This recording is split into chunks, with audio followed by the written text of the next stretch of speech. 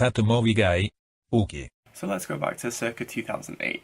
Robert Pattinson made a little movie called Twilight. He became a teen heartthrob and got loved by every woman in the world. While every man was like, this dude is just annoying. Now, 2017, he has made a string of good movies like The Lost City of Z, Cosmopolis, Maps to the Stars, The Rover, and is actually a credible actor. Imagine that. So Good Time is the Safdie brothers' new film. They actually made a movie called Heaven Knows What a couple of years ago, and it received great acclaim.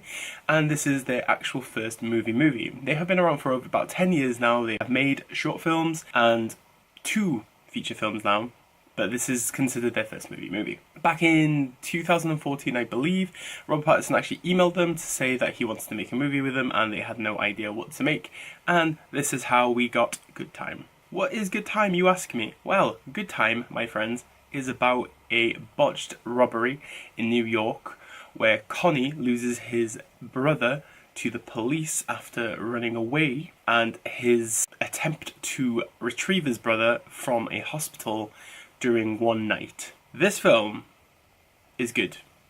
It's more than good. It's flipping amazing. I had such a good time watching Good Time.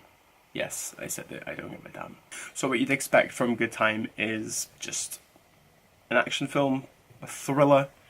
Well, actually, it has a lot of heart. It's very strong in emotion. It has so much compassion. Even though you loathe Connie so much, you actually want him to get his brother back because he actually has a very strong love towards his brother. But at the same time, it's a very toxic kind of love.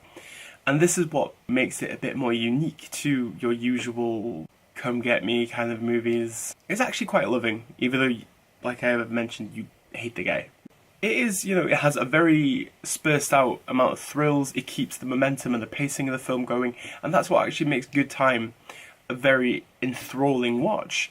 You just don't really expect that this film would actually be this entertaining, yet have such an emotional core. I can see why this film got a 6-minute standing ovation at Cannes, and I can see why so many people are making this their favourite film of the year. The Safdie brothers' actual visuals of the film, though, are just crazy. It's a very interesting neo-noir. It was the underbelly of New York in the way that you would expect it to be, and just the way that Connie goes from part to part of the city or to the hospital or to a house. It's just, the journey is just exhausting at the same time because he's continuously thinking how he's actually going to get his brother. Everything overlays and you're just like, wow, this is a fantastic combination. Their use of close-up shots can become quite kind of claustrophobic. It's very necessary for the piece, and I get that, but sometimes, as someone that has made film, it is kind of unnecessary, but you respect what the Safdies are going for in creating this element, and that is completely and utterly fine. I like the way that they actually went for 35mm. It really, really excels. Just like in the Florida project, the colour on a 35mm is just so different to a digital projection. It's just so nourishing to the film. The score is so electronic and it just really works. It fits to our current meta of how cinema is going, especially in the independent front. We have so much strong electronic scores coming through now. This is just fantastic. And 2 points. Opening sequence is 17 minutes long. Unheard of. And I really think it's just worthwhile. Watching Benny Safdie's opening shot when he's in the therapy and just this cold pan open is just so emotional. It engages you into this film straight away. And that is just pure cinema. Ending as well. Do not leave without watching the credits. The credits are just fantastic. I don't want to give you the ending, but just watch the whole credit because it is the beginning of a new journey for Benny Safdie's character, and I really implore you to watch the whole. I think the credits are like 2 minutes long. 2 minutes, that's all you need to do. This is probably Robert Pattinson's best film, by far. I loathe him. I admired him. He was a very strong character in it, and it's nothing but award-worthy. But Benny Safdie's performance as a mentally handicapped robber is actually Daniel Day-Lewis-esque.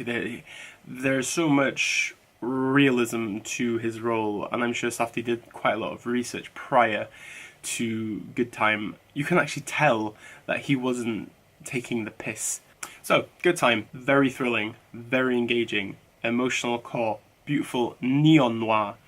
Safdie brothers are definitely a directorial duo that need to be watched, and I cannot wait to watch Heaven Knows What after I finish editing this. It will be available on Curzon Home Cinema this weekend from Friday. It is also in the cinemas this weekend. If you do want an alternative to the Justice League, I would highly recommend you go watch Good Time. The written review is under here.